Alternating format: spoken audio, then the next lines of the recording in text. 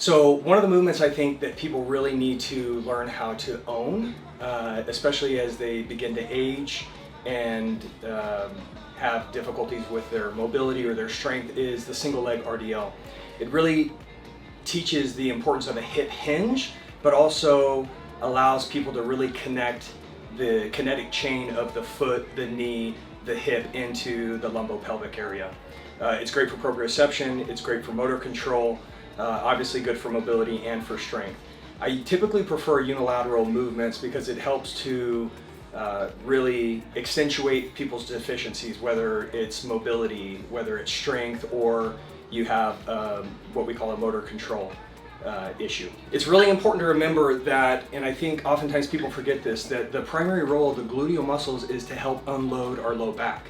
So while it's nice to have a good looking rear end like our wonderful Dr. Tyler Allen, it truly serves a purpose beyond aesthetics. And in addition to helping unload the low back, it obviously helps us encourage hip extension, which is critical for the hip joint as well. So I wanted to just show and demonstrate the importance of how you're focusing as you go through the single leg RDL. You're really focusing on rotating the pelvis around the ball of the femur. So obviously we have the ball and socket joint of the hip. The socket portion of that belongs to this bone called the ilium or the innominate. It's the side of the pelvis. Oftentimes, I think it's important to point that out because oftentimes patients come in and they complain about their hip hurting them, when in reality they're describing more of a sacroiliac joint dysfunction or an SIJ type of pain and not necessarily the hip. So the hip is literally the bony part on the side here where we have that ball and socket joint. So instead of rotating the ball through the socket, we have a stable ball through the femur that we're now rotating the pelvis on through the hinge of the pelvis. So one, it allows us to learn how to control that movement, helps us certainly with balance and strength, but we also get to reinforce that hinge pattern, which will help protect our low back. So we're gonna head out to the gym here and I'm gonna give you more than enough variations of the single leg RDL through progressions. We're gonna start with the easiest and we'll work on to some of the more complex, difficult movements. So we're gonna start with the simplest single leg RDL and we're gonna use the wall to help us balance ourselves. One of the most difficult things people struggle with the single leg RDL is the balance. So as you're beginning to learn this movement, it's okay if you have some sort of support, something that you're hanging onto as you go through this, and I'll give you a few options as we go through. The simplest is just using the wall. So you're gonna place a foot on the wall, you're gonna have your lead foot out far enough, maintaining a slight bend in the knee so that you're able to hinge through the waist and the hips, and then drive back through the femur. I encourage patients, especially as they're first learning this movement, to maybe do it barefoot, because we really like to cue what we call a tripod foot, where you're grounding your foot really well into the ground by feeling your big toe, your pinky, and your heel. So that is the tripod. That's your initial base, and as you feel that foot solid into the ground, you're going to feel the connection from the foot and ankle up to the knee, up into the hip, and then it allows you to really feel that hinging through the pelvis. So I love a cue that Dr. Nick Askey gives, an ACP here in San Antonio. When he's teaching the hinge movement, he oftentimes talks about patients imagining they have grocery bags in their hands, and they need to close their car door. So it's literally pushing your butt back like you're gonna bump the car door closed while you have stuff in your hands. So that is really the idea, starting with the foot, grounding that foot, feeling the connection of this chain, of this kinetic chain from the foot all the way into the hip. And if you remember, you're gonna rotate that pelvis, that socket around the ball. Okay, so hands out front, always keeping a slight bend in the knee. Here, with this one, you're gonna feel a little bit more of the weight shifted into your heel, but still feeling those 3 points. You're gonna hinge without rounding the back. You're gonna feel a nice stretch, an eccentric stretch of the hamstring, and then you're gonna drive back through the hip. It's very common for people as they're doing this movement to just go through the movement and almost act as if the movement is all being performed by their torso from the waist up. when in reality, all the work needs to be coming from the hip down. The torso is just going along for the ride. So as long as you're maintaining a nice neutral spine and not rounding forward, especially as you get to the point where you have a load and some weight, you're gonna slowly, with a slight bend in the knee, go down, loading that hamstring, loading that hip, and then on the way up, you're driving through the hip, encouraging hip extension to the top. From here, we're gonna go to another option using the bench. Okay, so from the wall, you can then make it a little bit more difficult by propping your foot up on something like a bench, a table, a sturdy chair, something that's not gonna move on you. And now with the toes, you can either put the foot flat or you can grip the little edge of that bench press with the toes. All the same rules apply. Slight bend in the knee, you're feeling that foot, you're hinging from the waist, and you're driving back up through that hip with a nice contraction of the glute at the top. Now, if contracting the glute at the top of the movement sends you into hyperextension in the low back, be mindful of that, and maybe don't go into such end range of the hip joint.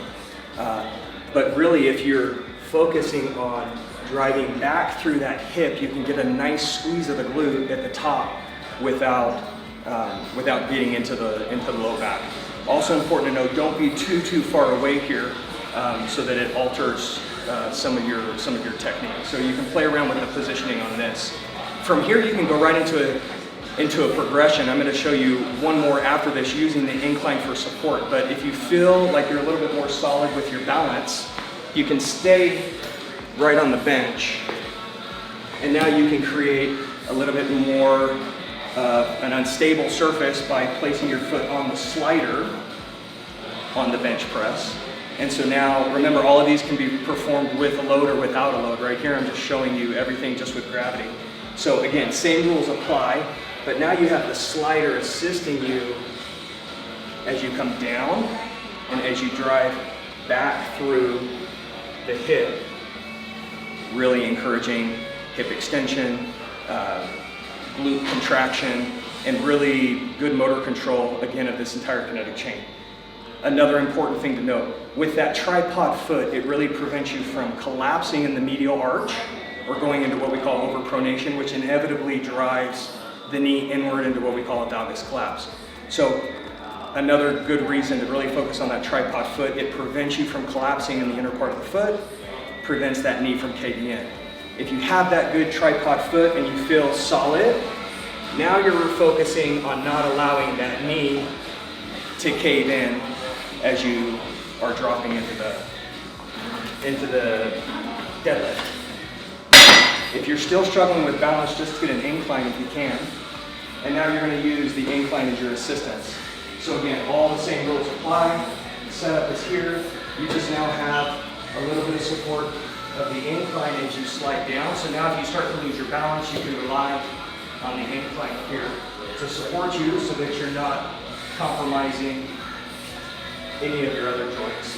So another option is grabbing one of the longer foam rollers and using that to help you get into this RDL without the support of something more stable like a wall or a bench. So this will certainly challenge your balance a little bit more, but you do have the support of the foam roller with the opposite foot and arm. Okay, so again, same rules apply. I'm working that hinge movement, not letting the foot collapse or the knee collapse. And it's essentially just a pendulum. Remember, I'm rotating through this axis right here and driving back through. So for the athletes, a slow, controlled, eccentric movement on the way down, and then you can be a little bit more explosive as you come back up to the top. Landmine, we love using the landmine whenever we can. It's a great tool if you have access to one. So here I'm just going to show you just with the weight of the bar. Obviously, as you get stronger, you can add a little bit more of a load there. So here you're now hanging onto the bar on the landmine with the opposite hand of the foot that you're going to do the RDL on. So again, same rules apply. I'm hinging through the hips, slight bend in the knee, driving back up as we go through the RDL. Really important that as you go down, it's nice, slow, and controlled. You're feeling that whole posterior chain on the leg here as you drive back up. Not rounding the back, not collapsing at the foot, or the knee. And really beginning as you start to become more comfortable and confident with the movement, then incorporating a little bit more powerful, quicker movements. From the landmine, we can go right into the cable. And this is all for people who want a little bit more time under tension. So they're getting this constant support of a cable as opposed to having a dumbbell or a kettlebell. So here, and I'll do left side so you can see me, you have just enough weight in the cable. Again, as you get more comfortable and confident with the movement, you can increase the load. So now you're just having the cable assist you into the hinge, and now you're getting that resistance as you drive back up through the hip. Common mistake here is that people are going to want to use their upper body, their lats, their scapular retractors to get back up.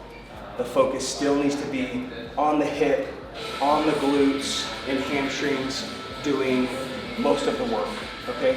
Nice, slow, and controlled. If you feel yourself starting to lose your balance, if you feel confident enough, you can try to correct it. Otherwise, just bring that foot back down so you don't end up injuring yourselves. From the cable, you can just go to the most standard, which is a dumbbell or a kettlebell. I'm going to show you with a kettlebell. So you can either do a two-hand hold on the kettlebell, going into the hinge and driving back up. So you have the option of both hands on the bell versus an opposite movement here, which I sometimes like the single hand because I like to feel my muscles contract through the movement with my opposite hand. Just gives me a little tactile feedback so that I'm nice and controlled through the movement and driving back up through the hip, almost as if you're performing a thrust type of movement using the glute the entire time. There are always progressions. Start slow, work up. Again, as you feel stronger and more confident with the movement, you can now get into positions here where you get to the bottom of the deadlift and you can now play around with some kettlebell transfers as you're stabilizing through that leg. And I'm not sweating, you're sweating.